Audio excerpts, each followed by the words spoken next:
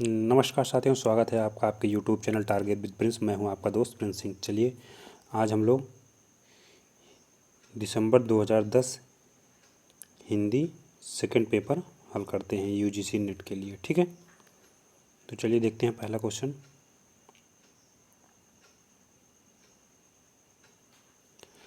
अब लो नसानी तो अब न नशे हो, किसकी पंक्ति है?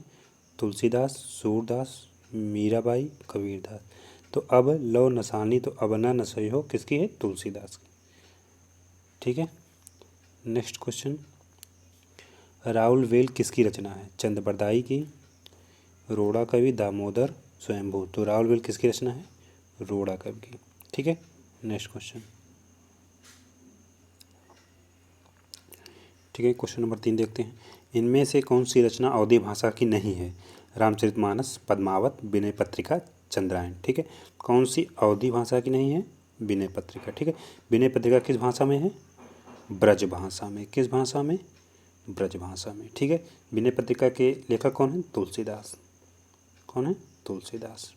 ठीक है, रामचरितमानस अवधी में है, इसके लेखक कौन है? तुलसीदास। पद्मावत जयसी, चंद्रायन, मुल्ला दाऊद। ठीक है, नेक्स्ट क्वेश्चन।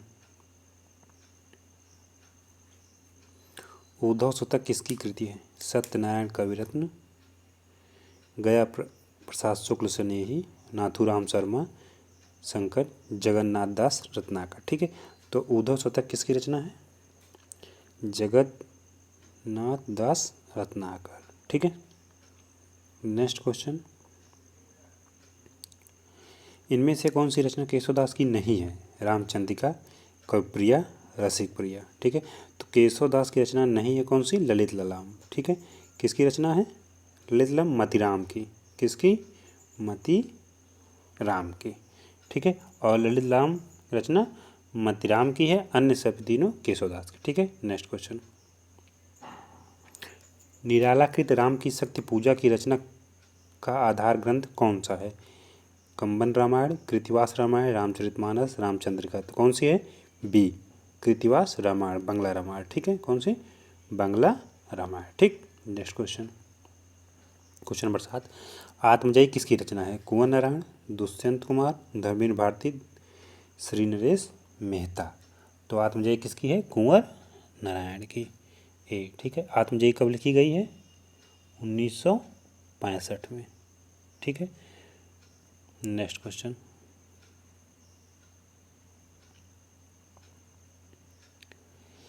इनमें से नई कहानी आंदोलन के प्रारंभकर्ताओं में से कौन नहीं है?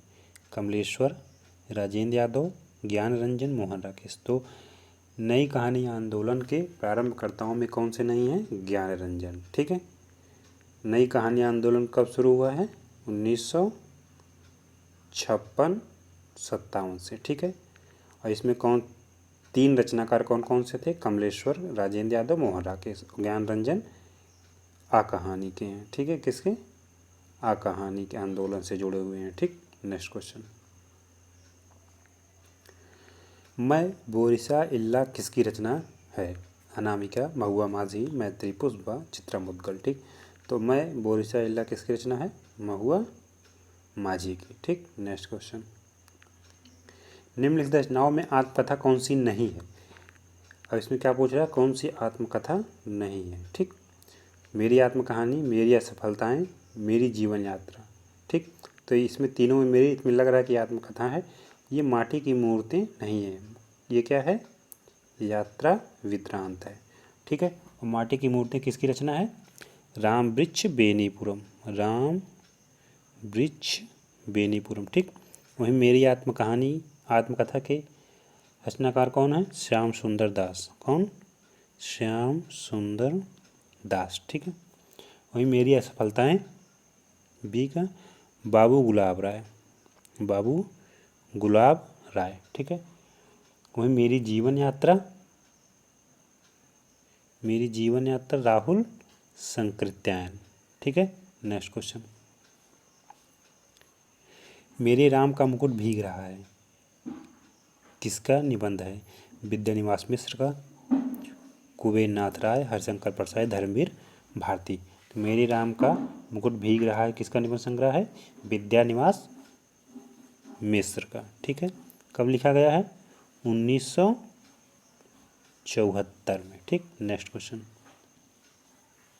निम्नलिखित में से कौन मार्क्सवादी समालोचक नहीं है? ठीक, शिवदान सिंह चौहान, नंद दुलारे वाजपेयी, रामविलास शर्मा, नामवर सेन। तो इसमें क्या पूछ रहा है? मार्क्सवादी समालोचक नहीं है। ठीक, तो कौन से नहीं है? नंद दुलारे वाजपेयी जी।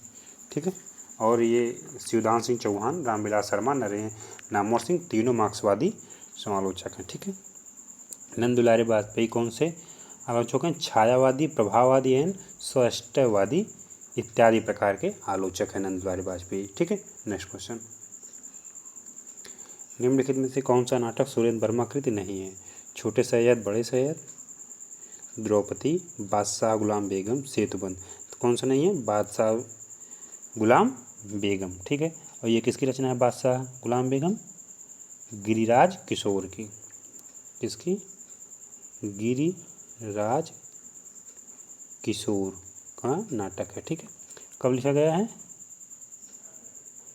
1989। ठीक, नेक्स्ट क्वेश्चन।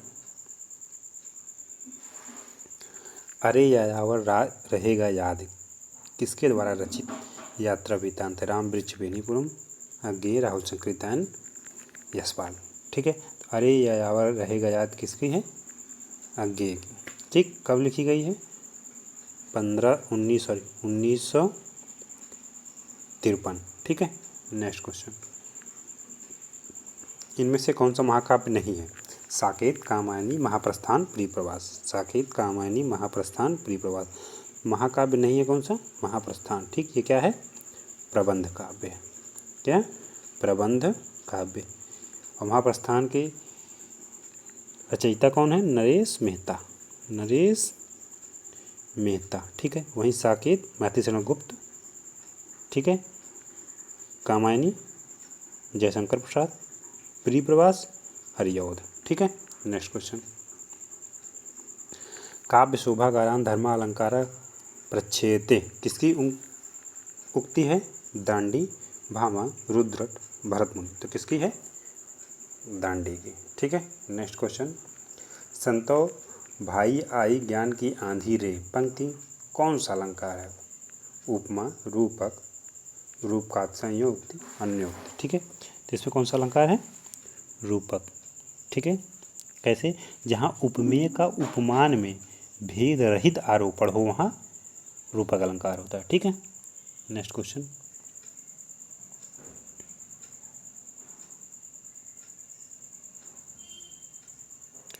साहित्यिक अपभ्रंश को पुरानी हिंदी किसने कहा था? किसको? साहित्यिक अपभ्रंश को पुरानी हिंदी किसने कहा था? रामचंद्र शुक्ल, हजारी प्रसाद द्विवेदी, शिव सिंह सेंगर, राहुल संकृत्यायन। तो किसने कहा था? रामचंद्र शुक्ल जी। ठीक है, अब यहीं एक कन्फ्यूजन वाला प्रश्न आ जाता है कि साहित्यिक अपभ्रंश, ठीक है, को पुरानी हिंदी किसने कहा? पुरानी हिंदी किसने कहा? रामचंद्र शुक्ल ने। ठीक है, अब वहीं इसी से मिलता जुलता एक प्रश्न और आ जाता है कि उत्तर अपभ्रंश, क्या? उत्तर अपभ्रंश। ठीक है, उत्तर अपभ्रंश को पुरानी हिंदी किसने कहा?